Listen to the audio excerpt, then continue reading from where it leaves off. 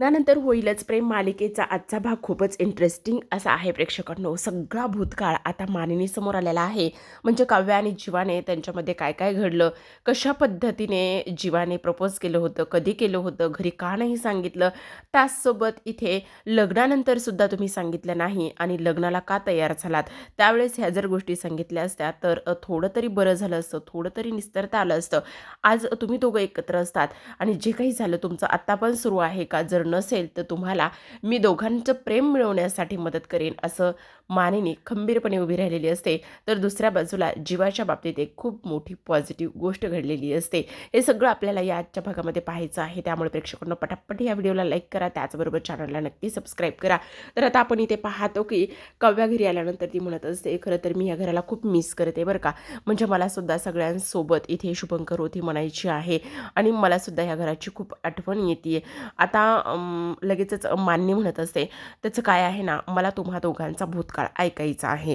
म्हणजे तुम्हा दोघांना मला काहीतरी विचारायचं आहे असं ती सुरुवातीला बोलते. त्यावर काव्या म्हणत असते, काकू नाही नाही, आमचं आत्ता अजिबात असं काहीही सुरू नाही आहे हां. म्हणजे तुम्हा दोघांचं काय चाललं आहे आणि तुम्ही दोघं काय करताय, त्याचबरोबर जसं पूर्वी होतं तसं काही आहे का, ह्या सगळ्या गोष्टी ती विचारायला लागलेली असते. तेव्हा काव्या अगदी ताडकन उठायला लागते आणि म्हणत असते, नाही काकू, अजून आमचं त्या बाबतीत आणि तशा पद्धतीचं काहीही नाही आहे. आम्ही फक्त आणि फक्त एक समोर व्यक्ती आहे किंवा एक मित्र आहे किंवा हा ओळखीचा माणूस आहे, याच दृष्टिकोनातून पाहतो. अजिबात तसं काही नाही आहे. त्याचबरोबर इकडे जीवासुद्धा सेम त्याच पद्धतीने म्हणतो, की आई प्लीज, आमच्या दोघांमध्ये असं काहीही नाही आहे. उगाचच चुकीचा अर्थ काढू नकोस आई, असं म्हटल्यानंतर आता इथे जी काही मानिनी आहे ती म्हणत असते, हो हो हो, अरे मी त्या गोष्टीबद्दल बोलतच नाही आहे की तुम्हा दोघांमध्ये काही आहे की नाही. मी तर एका गोष्टीबद्दल बोलते आणि ते म्हणजेच की मला तुमचा भूतकाळ जाणून घ्यायचा आहे. म्हणजे तुमच्या प्रेमाची सुरुवात कशी झाली, कुठून झाली, हे सगळं कसं, कधी झालं, हे सगळं मला जाणून घ्यायचं आहे. आणि त्यामुळेच मी तुम्हाला हे सगळं काही विचारण्याचा प्रयत्न करत आहे, असं सुद्धा आता इथे मान्नी बोलत असते. त्यावेळेसच आता काव्या अगदीच मान खालून घालून बसलेली असते बरं का. तिला काय सांगावं काय नाही ह्या गोष्टी अजिबात समजत नाहीत. पण तरीसुद्धा मानिनी मात्र खोदून खोदून विचारत असते. ती म्हणत असते, बोल ना काव्या, मला सगळं काही जाणून घ्यायचं आहे. हे सगळं कुठून सुरू झालं, कसं सुरू झालं, ह्या सगळ्या गोष्टी मला जाणून घ्यायच्या आहेत, असं मानिनी म्हणत असते. आणि तेव्हा मात्र आता हे दोघेजणसुद्धा मानिनीला सांगायला सुरुवात करत असतात. खरं तर आता ह्या सगळ्या गोष्टी दोघांना सांगणं खूप जास्त कठीण आहे. पण तरीसुद्धा आता मानिनीचा हा हट्ट आहे किंवा ह्यांची सुरुवात, त्याचबरोबर यांनी प्रपोज केलेला दिवस आणि का अफेअर आहे हे घरी का नाही सांगितलं, लग्नामध्ये का तयार झाले, लग्नानंतर का नाही सांगितलं, मग त्यानंतर दोघं एकमेकांना कधी विसरले, पार्थला काव्याने कधी स्वीकारलं, त्याचबरोबर जीवानंदिनीकडे कधी वळला, ह्या सगळ्या गोष्टी जाणून घ्यायच्या असतात. आता त्यामुळेच मानिनी खरं तर हे सगळं काही विचारत असते. आता जीवापासून सुरुवात करूयात. जीवा उठून उभा राहतो आणि तो म्हणत असतो, हे बघ आई, खरं तर मी काव्या आणि माझी ओळख, तर आई मला हे नाही सांगायचं, म्हणजे इच्छा होत नाही गं हे सगळं काही सांगायची. त्यावर आता इथे मानिनी म्हणत असते, हे बघ जीवा, तू वेडा आहेस का? उद्या जाऊन तुला नंदिनीने आणि तिला जर पार्थने विचारलं तर ह्या सगळ्या गोष्टी सांगाव्या लागणार आहेत आणि त्यामुळेच तू आत्ता हे सगळं काही जे आहे ना ते सांगण्याचा प्रयत्न कर, लपून ठेवू नकोस. जर बोललास, मोकळा झालास ना, तर सगळ्या गोष्टी सॉल्व्ह होण्यासाठी खूप जास्त मदत होईल जीवा. प्लीज बोल, त्या गोष्टी बोललास तर मन हलकं होईल आणि तुलासुद्धा बरं वाटेल. त्यावर जीवा म्हणत असतो, खरं सांगू का, म्हणजे आता आमचं काही नाही. हो मान्य आहे, तुमचं आत्ता काहीच नाही आहे, पण बोलायला काय फरक पडतोय. त्यावर जीवा म्हणत असतो, खरं तर इथे आमचं लग्न अगोदरच सुरू झालं होतं. म्हणजे मी काव्याला प्रपोज केलं. मला सांग जीवा, तू तेव्हाच तिला घरी भेटवायला का घेऊन आला नाही आहेस घरी? बोल ना जीवा. पण तेवढ्यातच काव्या उठते आणि म्हणत असते, खरं तर आम्ही ठरवलं होतं, म्हणजे मीच त्याला सांगितलं होतं, जोपर्यंत तू तुझ्या पायावर व्यवस्थित सेटल होत नाहीस, जोपर्यंत तू व्यवस्थित काही कमवत नाहीस, तू तुझ्या लाईफमध्ये सेट होत नाहीस, तोपर्यंत आपण घरी काहीही सांगायचं नाही. आणि म्हणूनच त्याने ह्या सगळ्या गोष्टी घरी सांगितल्या नव्हत्या. त्यामुळेच नाही सांगितलं सगळं काही. अरे, त्यामुळे ह्या सगळ्या गोष्टी सांगितल्या नाही, पण नंतर तरी तुम्ही हे सगळं सांगायला हवं होतं ना. पण आई खरं सांगू का, त्यानंतर काय झालं, तर इकडे दादाचं आणि नंदिनीचं लग्न ठरलं आणि त्यानंतर आम्हाला असं वाटलं की आता आमच्यासाठी वाट रिकामी झाली आहे. म्हणजे आता माझं आणि काव्याचं लग्न होऊ शकतं. आणि त्यानंतर जेव्हा लग्नादिवशी एका छोट्या मुलीला मी दवाखान्यात घेऊन जात होतो आणि तेव्हा पाहिलं तर इकडे नंदिनीला गाडीतून काही माणसं किडनॅप करून घेऊन जात होती. मग मी लग्नाकडे न येता नंदिनीला वाचवण्यासाठी तिच्या मागे धावलो आणि ज्यावेळेस मी आणि नंदिनी लग्नमंडपामध्ये आलो त्यावेळेस समोर पाहतो तर काय पार्थदादाच्या बाजूला काव्या बसली होती आणि ते सगळं पाहिल्यानंतर पायाखालची जमीनच सरकली. खरं सांगू का, लग्नानंतर सुद्धा आम्ही जेव्हा घरी आलो ना त्यावेळेस सुद्धा मी हे सगळं काही सांगण्याच्या विचारामध्ये होते. तेव्हा सुद्धा मी जीवाला म्हणत होते, आजच्या आज आपण हे सगळं काही सांगून टाकूयात, हे असं ओझं नकोय. पण मग त्यावर काय झालं, त्यावर काव्या म्हणत असते, पण नाही, नाही जमून आलं ते सगळं. त्यावर जीवा सांगतो, हो तिने मला खूपदा सांगितलं, आपण हे सगळं सांगून टाकूया. तिने माझ्यावर खूपदा हे सगळं सांगण्याचं प्रेशरसुद्धा टाकलं, पण नाही सांगता आलं. त्यावर मानिनी म्हणत असते, मग त्यावर काय झालं? तेव्हा काव्या म्हणत असते, खरं तर त्याच्या छातीवर काव्या नावाचा टॅटू होता. मग मी त्यावरून सुद्धा त्याला धमकी दिली, की मी ह्या टॅटूचं जे काही आहे ते मी सगळ्या जगाला ओरडून सांगेल, की तो टॅटू आहे तो माझ्याच नावाचा आहे. त्यावर मानिनी म्हणत असते, मग त्या टॅटूचं काय झालं? त्यावर जीवा म्हणत असतो, हो, कारण काव्याने त्या टॅटूबद्दल खूपदा मला धमकीसुद्धा दिली, की तू सांगणार आहेस की नाही, नाहीतर मग मी सगळ्यांना हे सगळं काही खरं खरं सांगून टाकेन म्हणून. मग तू काय केलंयस? मग आम्ही जेव्हा फार्म हाऊसवरती गेलो होतो तेव्हा मात्र मी तो टॅटू जाळून टाकला. असं सुद्धा इथे आता तो बोलत असतो. काय? जीवा? हो, कारण ती मला एवढं ब्लॅकमेल करत होती, की मला हे सगळं करावंच लागलं. आणि आई तुला एक गोष्ट सांगू का? मी तिला हेही म्हटलो, की काव्या नावाची एकच मुलगी नाही आहे. काव्या नावाच्या आणखी कितीही मुली आहेत. मी सांगेल की दुसरी एखादी मुलगी होती. आता मानिनी चिडते आणि ती म्हणत असते, "चाललंय जीवा हे तुझं. आम्ही तुझ्यावर असे संस्कार केले आहेत का? एखादी मुलगी तुझ्याकडं मदत मागायला येत होती आणि तू तिला सरळ-सरळ नाही म्हटलास? का वागलास तू असं हे सगळं? का केलंस ह्या सगळ्या तू गोष्टी अशा पद्धतीने?" त्यावर लगेच काव्या म्हणत असते, "त्यावेळेस परिस्थितीच तशी होती. लग्नाच्या दिवशीसुद्धा आम्ही सगळं काही सांगण्याचा, एकमेकांशी बोलण्याचा, त्याचबरोबर घरच्यांनासुद्धा ह्या सगळ्या गोष्टी सांगण्याचा खूप प्रयत्न केला. खरं सांगू का, ह्या सगळ्या गोष्टीमध्ये जीवा एकटा दोषी नाही आहे. तो लग्नाच्या दिवशीसुद्धा माझ्याकडे आला होता आणि मला म्हणत होता, हे बघ, मी म्हणेल ते करशील का? आपलं दोघांचं एकमेकावर प्रेम आहे ना? त्यावर काव्या त्याला म्हणाली असते, हो, माझं तुझ्यावर खूप प्रेम आहे, अजूनही प्रेम आहे. मग त्यावर तो तिला म्हटलेला होता, की मग माझं एक ऐकशील का? हे आत्ताच्या आत्ता मंगळसूत्र जे गळ्यात घातलेस ना, ते काढून टाक. मग त्यावेळेस काव्या नाही म्हणाली असेल ना? हो, त्यावेळेस काव्याने नकार दिला. त्यावर काव्या म्हणत असते, काकू खरं तर तेव्हाची परिस्थिती अगदीच तशी होती. त्यामुळे मला हा नकार द्यावा लागला. त्यावर लगेच आता मानिनी म्हणत असते, मग मला सांग एक गोष्ट, त्यानंतर तुम्ही दोघांनी सांगण्याचा प्रयत्न का नाही केला? मी खरं सांगू का? जेव्हा घरी आल्यावर मी नंदिनीला पाहिलं. नंदिनीला पाहिल्यानंतर माझीसुद्धा कोणाला काही सांगण्याची इच्छा झाली नाही. घरची परिस्थिती, त्याचबरोबर नंदिनीचं ते सगळं, काव्याचं दादासोबत लग्न करणं आणि त्यात तिच्या आईला आलेला हार्ट अटॅक आणि त्यामुळे तर आणखीनच मी खचून गेलो. त्यामुळे माझा कुणाला काहीही सांगण्याचा अजिबात मूड झाला नव्हता. आता मानिनी म्हणत असते, पण मला एक गोष्ट सांग, म्हणजे हे सरलं कसं? म्हणजे विरत कसं गेलं? त्यावर लगेच आता जीवाला खूप जास्त त्रास होत असतो. एवढा त्रास होत असतो, की महाभयंकर. काही केल्या त्याला शांत वाटत नसतं. आता तो एवढा हायपर झालेला असतो, की काही विचारा नको. तेव्हा तो म्हणत असतो, शेवटी शेवटी तो दिवस आलाच. म्हणजे कोणता दिवस आला? त्यावर लगेच आता तो म्हणत असतो, जेव्हा मी फार्म हाऊसवरती गेलो होतो आणि फार्म हाऊसवरती गेल्यानंतर तो काव्या नावाचा टॅटू शेवटी मी जाळून टाकला. आता हे सगळं काही महाभयंकर असं ऐकल्यानंतर इकडे मात्र मानिनीला खूपच मोठा धक्का बसतो. तिने तर त्या टॅटू जाळण्यावर इथे नंदिनीला दोष दिला होता. तिला शिक्षा दिली होती आणि आज मात्र हे सगळं काय होऊन बसलंय, त्यामुळे तिचा जीव घाबराघुबरा झाला होता.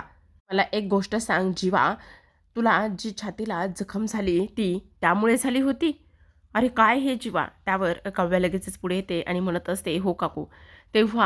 तेव्हाच जीवाने इथे तो टॅटू जाळून टाकला आणि तिथेच आमच्या नात्याला, आमच्या प्रेमाला आणि आमच्या अफेअरला अक्षरशः पूर्ण विराम मिळाला. मला पार्थ देशमुख मिळाले, तर जीवा म्हणत असतो, मला नंदिनी मिळाली. कंडिशनली प्रेम करणारे ग्रीन फ्लॅग मला मिळाले. त्यावर लगेचच त्या मानिनी विचारत असते, ग्रीन फ्लॅग? चिंता म्हणजे तुम्ही दोघं जण हे का आणि कशाबद्दल बोलताय? त्यावर जीवा म्हणत असतो, अगं आई, नात्यातली ती व्यक्ती, जी व्यक्ती आपल्या आवडीनिवडी जपते, आपल्याला सहन करते आणि आपल्या मनाचा विचार करते, ती व्यक्ती म्हणजे ग्रीन फ्लॅग. वेडे आहात का तुम्ही? ह्या ग्रीन फ्लॅगविषयी किती आणि कशा चुकीच्या गोष्टी आहेत तुमच्या मनामध्ये. एकतर कोणतंही नातं परफेक्ट नसतं, कोणतंही नातं चुकीचं नसतं. पण मी काय म्हणते, तुमच्या मते एकच व्यक्ती महत्त्वाची, तुमच्या मते एकाच व्यक्तीला महत्त्व द्यायचं असतं, असं का म्हणतोय जीवा? हे बघ, प्रत्येक नात्यामध्ये इक्वॅलिटी असायलाच हवी. मग मला सांगा, तुमच्या आयुष्यामध्ये जर पार्थ ग्रीन फ्लॅग असेल, तुझ्या आयुष्यामध्ये नंदिनी ग्रीन फ्लॅग असेल, तर असं कसं होऊ शकतं जीवा? हे चुकीचं आहे. हा नात्याला न्याय नाही, तर अन्याय करणं झालं जीवा. तुम्ही कोण आहात मोठे टिकोजीराव? ती ग्रीन फ्लॅग असलेली व्यक्ती प्रत्येक वेळी तुमच्या मनासारखं वागणार आहे, तुमच्या मनाचा विचार करणार आहे आणि तुम्हाला हवं त्याच गोष्टी करणार आहे. आणि तुम्ही दोघं जण मात्र त्या ग्रीन फ्लॅग असलेल्या तुमच्या आयुष्यातील व्यक्तीचा गैरफायदा घेणार आहात का? त्यावर काव्य म्हणत असते, नाही, अजिबात नाही. असं काय करताय? नाही कसं? अगदीच बरोबर आहे. कारण आत्तासुद्धा अगदी तुम्ही त्या बाबतीत तेच केलेलं आहे. आत्ता तर तुम्ही दोघं जण म्हणालात ना, की तुझ्यासाठी नंदिनी आणि तुझ्यासाठी पार्थ हे दोघे जण ग्रीन फ्लॅग आहेत म्हणून. मग अगदी तसंच समजा. अजूनही तुमच्या नात्यामध्ये असलेला ग्रीन फ्लॅग जो आहे ना, त्याला समजून घ्या. तुम्ही त्याचा ग्रीन फ्लॅग व्हा. तुमच्यावर ओवाळून टाकणारे, तुम्हाला जीव लावणारे, तुम्हाला समजून घेणारी, त्याचबरोबर कायम तुमच्या आवडीनिवडी, सुख, दुःख हे सगळं काही पाहणारी व्यक्ती तुमच्या आयुष्यामध्ये होती. मग तुम्ही तिला असंच सोडून दिलं. त्यावर आता काव्या म्हणत असते, होते म्हणजे? मला नाही समजलं. तुम्ही असं का म्हणताय, होते म्हणजे? त्यावर मानिनी म्हणत असते, हो, होते म्हणजे होतेच म्हणावं लागेल ना आता. काव्या मात्र हे सगळं काही ऐकल्यानंतर खूपच घाबरलेली असते. ती इकडे आलेली असते तर खूप जास्त आशा ठेवून आलेली असते. काही जरी झालेलं असलं तरीसुद्धा तिला ग्रीन फ्लॅग, तिचा तो बोका, आर्किटेक्ट बोका मिळवायचा असतो आणि म्हणून ती आलेली असते. भूतकाळात सांगायला गेलेल्या मानिनीने असं म्हटल्यानंतर तिला झटकाच लागतो बरं का. आता लगेचच ती म्हणत असते, म्हणजे काकू मला एक गोष्ट सांगा, तुम्ही आता हे सगळं काही बोलताय, तुम्ही ह्या सगळ्या काही गोष्टी सांगताय, तर माझे देशमुख मला मिळणार नाहीत का? म्हणजे मला माझा आर्किटेक्ट बोका मिळणार नाही का? असा तिचा प्रश्न मानिनीला असतो. त्यावर मानिनी म्हणत असते, अगं हो हो हो, का नाही मिळणार? तुझा आर्किटेक्ट बोका तुलाच मिळणार आहे आणि त्यासाठी तुम्हा दोघांना असंच हातावर हात धरून थोडी ना बसायचं आहे. तुम्हाला त्या सगळ्या गोष्टीसाठी काहीतरी करावंच लागणार आहे की नाही? बोका, ते सगळं मिळवण्यासाठी तुम्हा दोघांना थोडा धीर धरावा लागेल, थोडंसं थांबावं लागेल. आणि आत्ता जे काही तुम्ही मला ह्या सगळ्या गोष्टी सांगितल्यात ना, त्यामुळे मला कसं शांत वाटलं, आतून थोडंसं बरं वाटलं. काहीतरी बरोबर होतंय, काहीतरी पॉझिटिव्ह होतंय. म्हणून मला थोडंसं तुमच्या बाबतीत ग्रीन सिग्नल मिळाला, तेच मी म्हणेल. आणि हे सगळं तुम्ही मला आत्ता सांगितलंय ना, आणि जेव्हा हे पार्थ आणि नंदिनीला समजेल, तुम्ही ह्या सगळ्या गोष्टी पार्थ आणि नंदिनीला सांगाल ना, तेव्हा मात्र त्या दोघांनासुद्धा अगदी बरं वाटेल. त्या दोघांनासुद्धा इथे तुमच्याबद्दल अभिमान वाटेल. तुम्ही काय गमावले आणि कशातून काय सगळ्या तुमच्यावर गोष्टी घडल्या होत्या तुमच्यासोबत, त्या सगळ्या गोष्टीतून तुम्ही तिथपर्यंत जाऊन पोहोचलाय, हे जेव्हा त्या दोघांना कळेल ना, तेव्हा मात्र सगळं काही व्यवस्थित होईल, असा मानिनीने ह्या दोघांना विश्वास इथे दिलेला असतो. तुम्हाला आता थोडंसं सहन करावं लागेल. आता तुम्ही दोघेही जण त्यांच्यापासून दूर राहताय. मग नात्यामध्ये कधी-कधी अशी फेज येते, लाँग डिस्टन्स येते. त्याच पद्धतीने त्यामधलं अजून प्रेम वाढतं, सगळं काही होतं.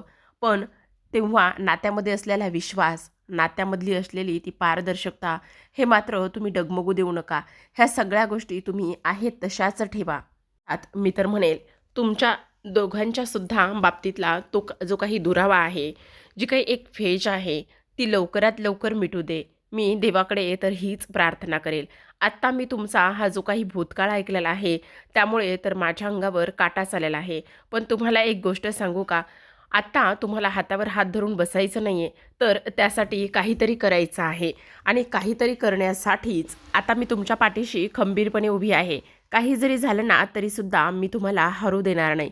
ही मानिनी तुमच्यासोबत आहे. तुम्हाला तुमचा बोका आणि त्याचबरोबर तुला तुझी पसारीवाली मिळवण्यासाठी मी मदत करेल. त्यावर लगेचच आता काव्या म्हणत असते, हो ना काकू, मी तर माझ्या बोक्याला खूपच जास्त हडतूड केली आहे. त्यामुळे मला काही जरी झालं ना तरीसुद्धा त्याला मिळवायचे. आय मीन म्हणजे पार्थ देशमुखांना मिळवायचं आहे. त्यावर लगेचच आता इकडे जीवा म्हणत असतो, नंदिनी कशी आहे? तेव्हा ती म्हणत असते, ठीक आहे, तू काळजी घे या नंदिनीची. काही जरी झालं तरी तिला एकटं पडू देऊ नकोस. हां, काव्या म्हणत असते, हो तू सुद्धा माझ्या पार्थची काळजी घ्या आणि त्यांना खायला प्यायला व्यवस्थित घाल. त्याचसोबत त्यांच्यासोबत कायम राहा आणि ते जर चिडले, रागवले ना, तर तुला एक गोष्ट सांगू का? तू त्यांना 10, 9, 8, 7, 6, 5, 4, 2, 3, 1 असं काहीतरी म्हणायला सांग. त्यांनी शिकवले मला आणि ते सगळं हे ऐकल्यानंतर नक्कीच बरे होतील बघ.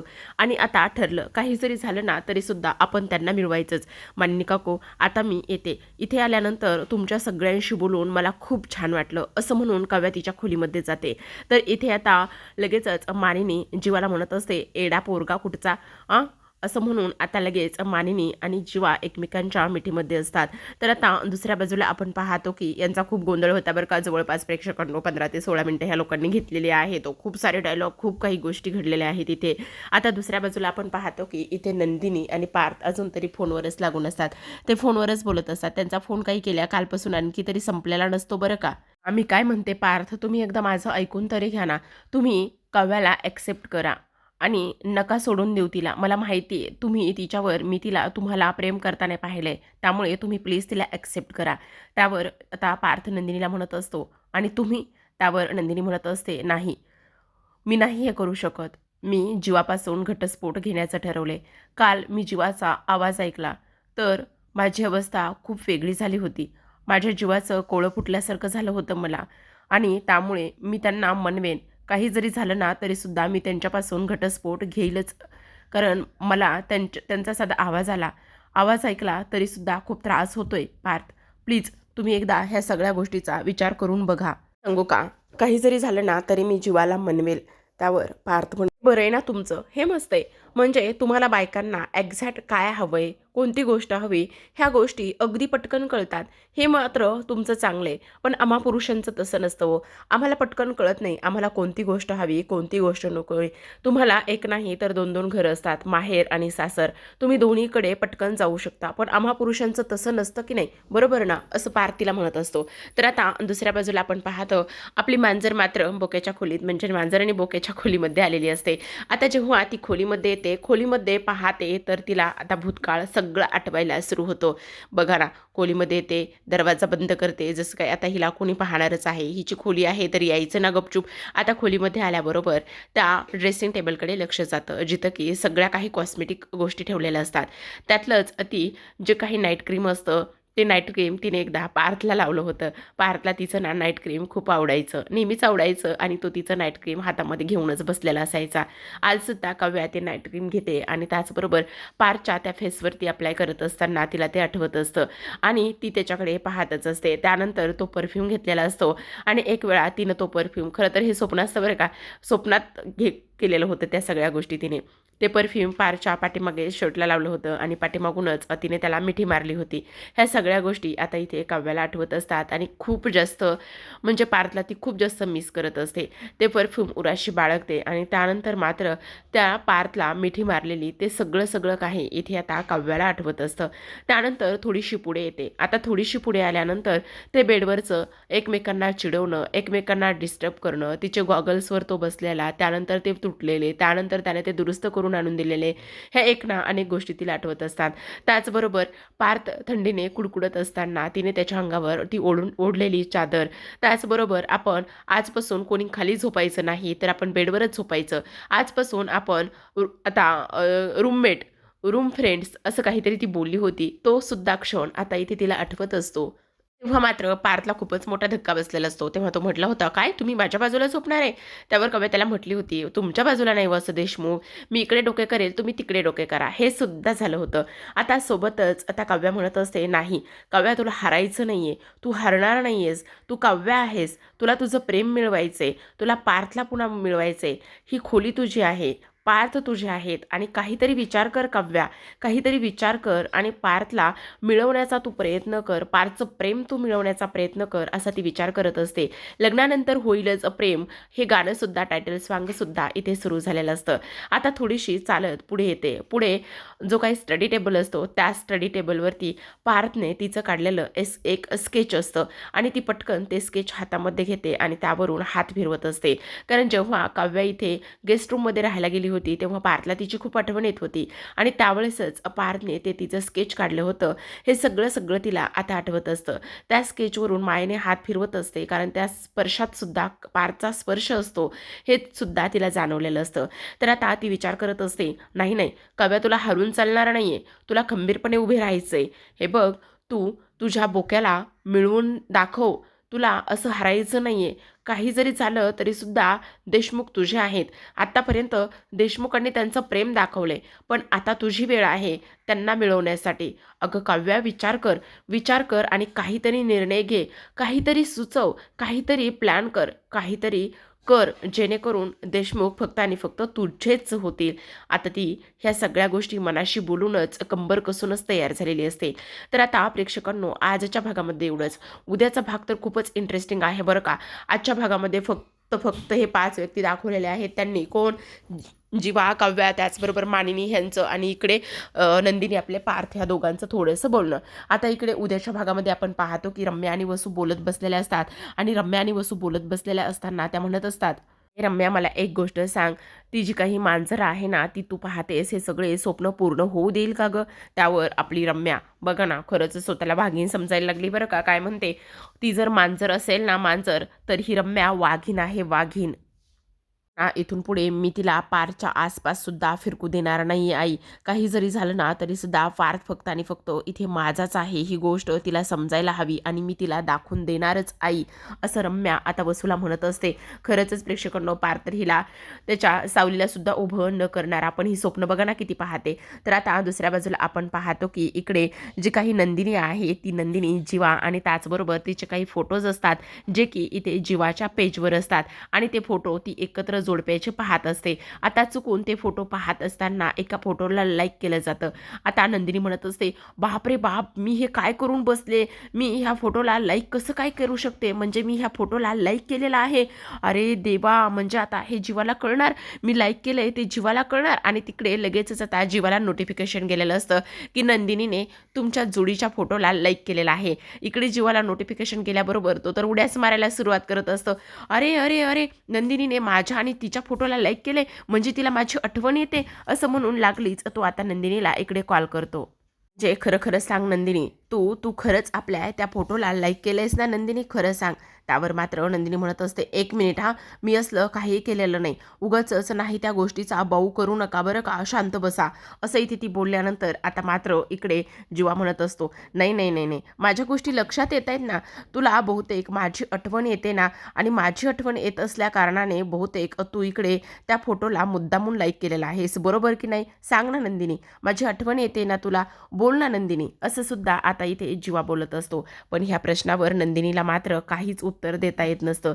ती अगदी शांत बसलेली असते. तिच्याकडे कोणतंच उत्तर सुद्धा इथे राहिलेलं नसतं. तर प्रेक्षकांनो, अशाच नवनवीन डेली मालिकांचे अपडेट पाहायचे असतील तर की आपल्या चॅनलला सबस्क्राईब करा आणि त्याचसोबत कमेंटद्वारे हे सांगा की आता नंदिनी पुढे काय करेल.